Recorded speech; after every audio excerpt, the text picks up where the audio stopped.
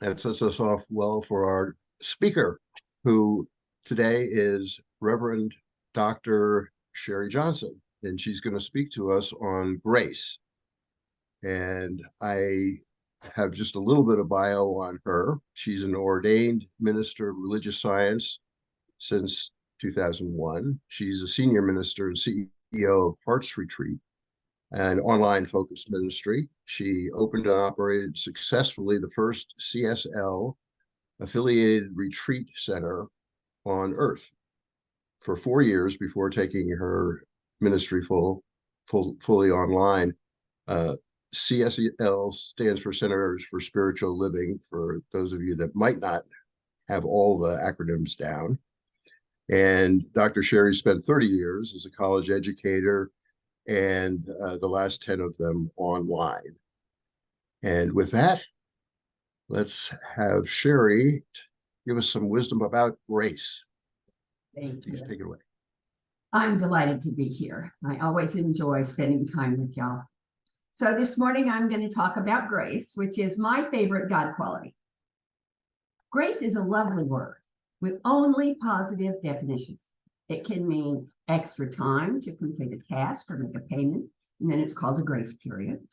It can mean smooth and beautiful movement, like a graceful dancer. It can mean to bestow a gift, like gracing us with music, for instance. It can mean a prayer before meals. It can mean that unconditional beneficence that shows up when you least expect and most desire it, sometimes called a miracle. My first religious science practitioner called this kind a God wink. Another way to look at this is that grace is what we use to refill our pitcher, because you can't pour anything out of an empty pitcher. That's one of my favorite metaphors for spiritual awareness or conscious presence. It's the pitcher we pour from when we pray, when we help someone feeling a need, when we hold a baby or an adult who needs it, when we volunteer for any social or community project to benefit others.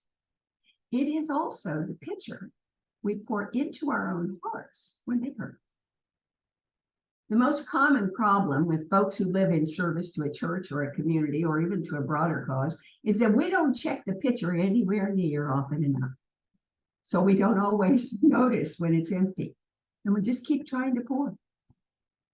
Eventually, we recognize that emptiness, and it's a blessing to know we can refill the pitcher with grace. It's as easy as turning on the tap.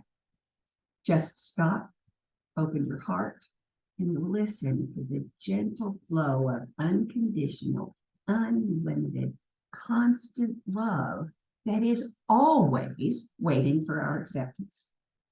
That is grace. Grace is the quality of spirit that holds your hand when you're frightened, that keeps you company when you're lonely, that reminds you of your preciousness when you feel inadequate. The amazing thing about grace is that being a God quality, it is infinite, eternal, unconditional, and instantaneous. It is always available. A colleague of mine once told me that he saw grace as spirit's electricity, always active and ready to flow, just waiting for us to flip the switch. I find that a very comforting metaphor. So how do we flip the switch? I'm going to share my own technique, but please know that the intention to flip the switch is the most important step, and you can't get it wrong. I usually start with a deep, easy breath, slow and gentle, in until no more will go, and then out until nothing is left. It helps me to count the in-breath and then measure the out-breath to the same count. Provides a kind of balance.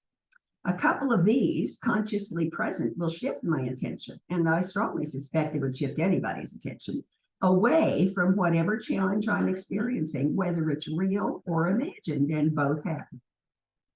Once I am no longer focused on the negativity, I perceive almost any positive statement of truth. I call it a confirmation of truth. Will open my heart, mind, and consciousness to the infinite flow of the divine. For instance, God is all there is, so God is in this too. Or I am one with the divine, so I am never alone. A couple of my favorites are God is driving the bus when I feel the need to do something, even when there's nothing I can do. And God is not wearing my wristwatch for those times when I can't even imagine, much less emulate patience. My next step is to take a quiet little survey of my mind and emotions. Is there something out of proportion causing me to panic? What exactly is the negativity I'm experiencing? Is it sorrow or grief over some perceived loss? Is it guilt over something I think I should have done or not done? Is it judgment of someone else's behavior, which is probably none of my business anyway?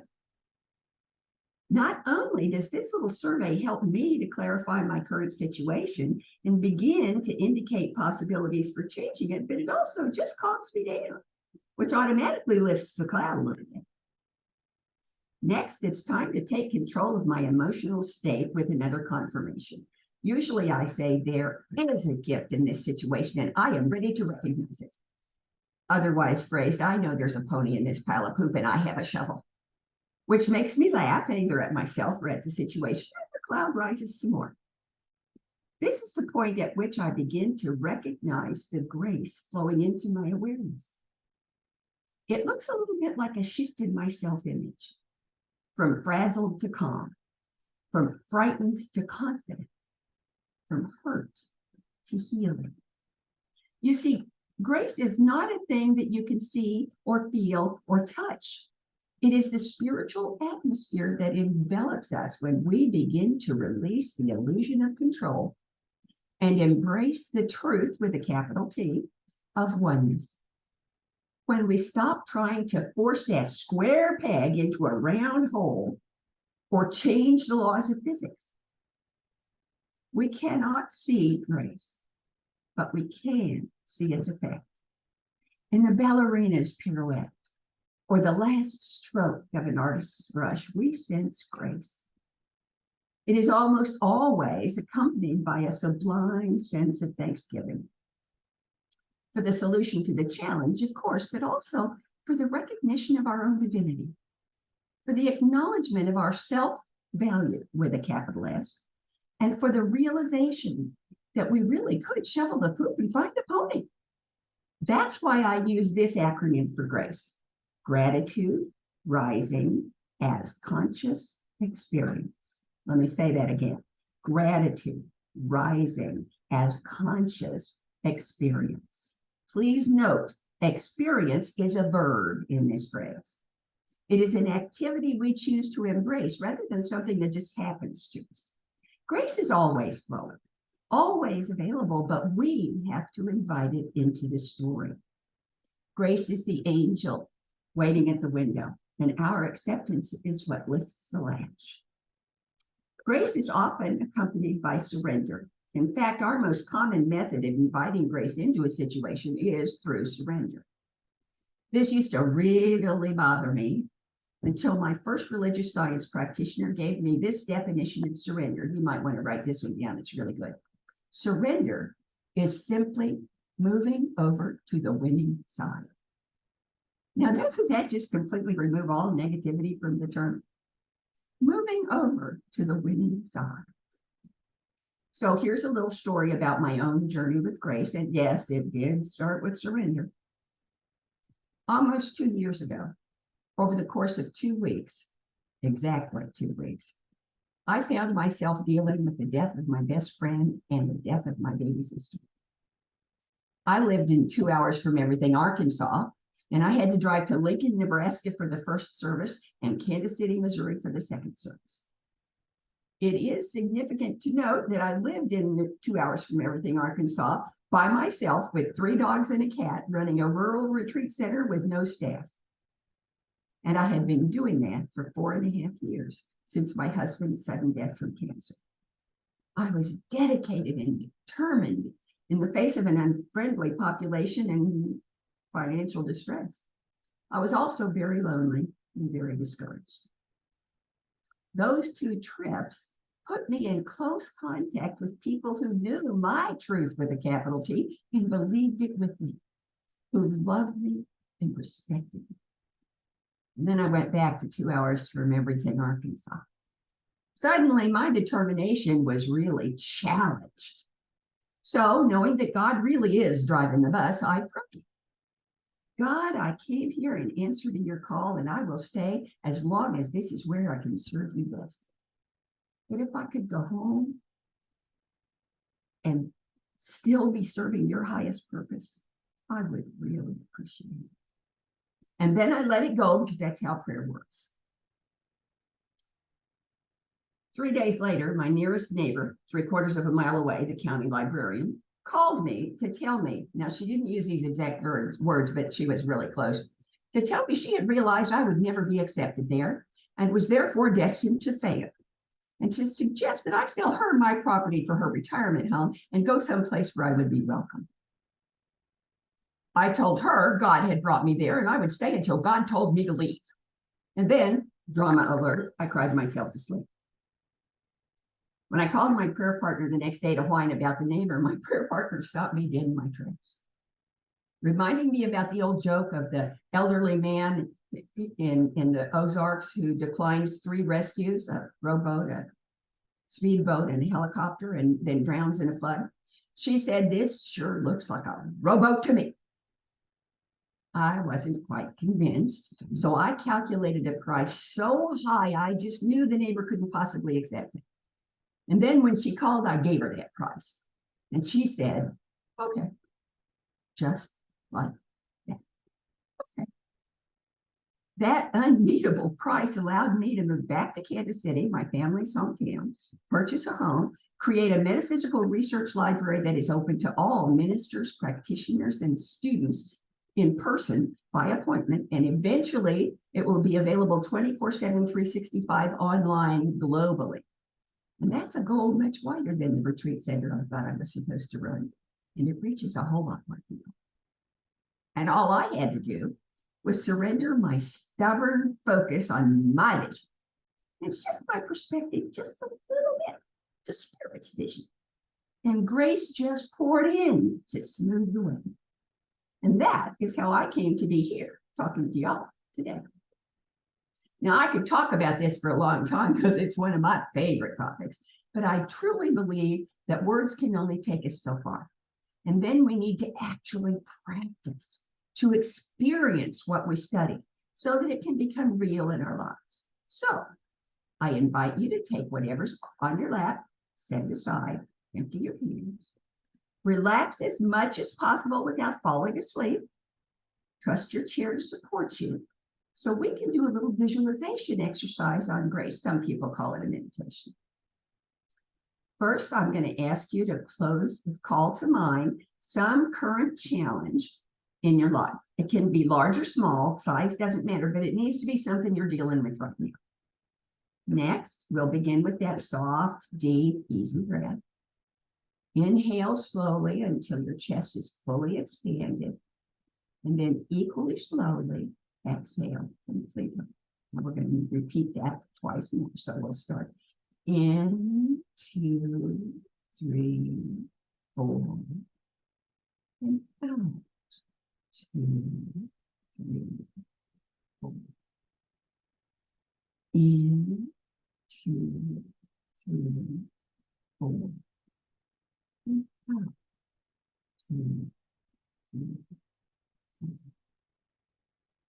In, 2, 3, 4. And out.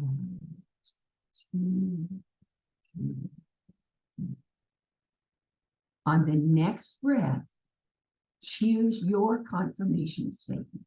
You can use one of mine. God is all there is, so God is in this too. Or I am one with the divine, so I am never alone. But better yet would be to create your own, because your mind accepts most readily statements that sound like something you would actually say. Then repeat it until it resonates in your whole being, over and over and over again. Now, I want you to picture that challenge as a puzzle made out of Legos or wooden blocks. At first, it's just a jumble of shapes, but then we start to explore the pieces. Are they emotions? Are they based on guilt or loss or judgment? See them being moved into piles that you can organize by recognizing their basic forms. Emotions could be red squares. Guilt could be green logs. Loss could be yellow bricks. Judgment could be black discs. Now separate each pile by what is real and what is imaginary. Maybe you did lose a job, but you did not lose your skill. Maybe you did say something unkind that you can't take back, but you can still apologize. Maybe your choice was unwise, but you can always choose again. Now it's time to take control with another confirmation. Again, you can use one of mine, like there is a gift in this situation and I'm ready to recognize it, or you can, better yet, choose your own. Now throw away all the imaginary pieces because they don't serve you anyway, that's the poop. And arrange the remaining pieces into a pleasant pattern. That's the pony.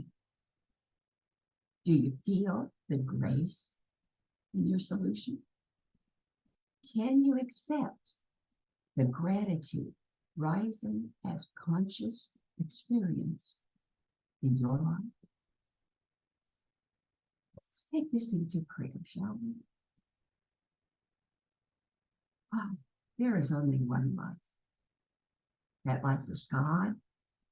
That life is perfect. That life is my life. That life is all life. That life is infinite and eternal, sacred and omnipresent. It fills the entire universe, every nook and cranny, and there is nothing, absolutely nothing that exists or could exist that is outside of it or separate from it, because every creation, no matter how massive or how minuscule, is an expression of eternal life, an emanation of unconditional love, a manifestation of universal truth, an experience of unlimited grace. It manifests in, through, and as every sentient being, every person, every animal, every plant, every mineral, every object and place, every star and planet, every galaxy and nebula, every black hole and every supernova. All of this, all of us, are ever and always surrounded, supported, and suffused by the infinite loving presence of the divine. So it is, so I celebrate, so I let it be. Namaste.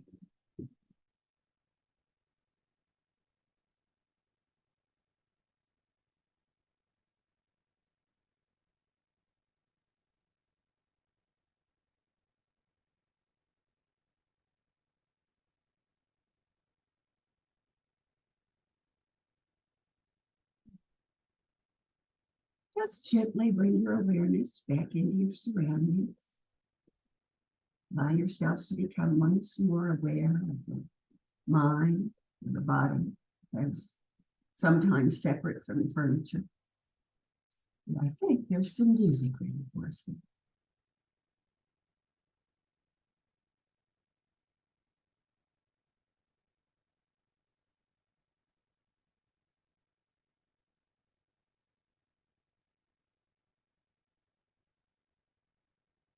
I don't think I'm supposed to play it.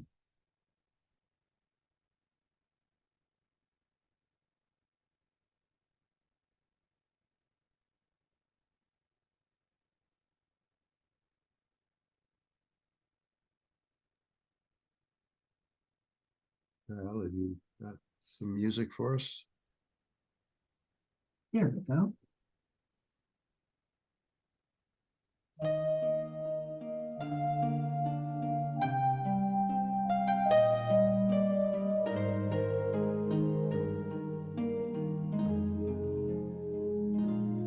In this moment, in this place, I remember who I letting fear and worry fall away from me. I open my eyes and see there is only love. There is only love. Love that heals, love that sets me free. There is only love.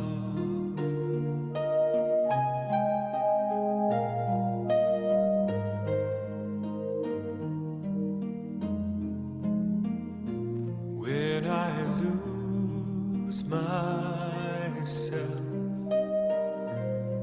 when I feel I've lost my way, when I go inside and quiet my mind, I hear Spirit gently say, there is only love. There is only love. Love that heals, love that sets me free. There is only love. There is only love. There is only love.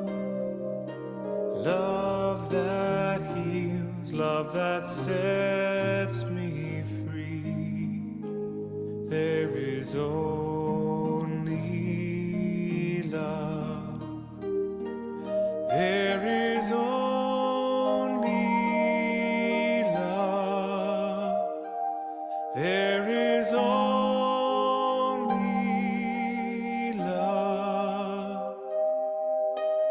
Love that heals, love that sets me free. There is only love. Love that heals, love that sets me free. There is only love.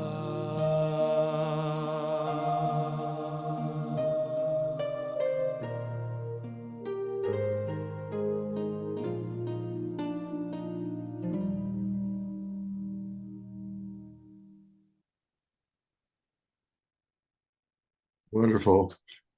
Thank you, Reverend Sharri. That was just great.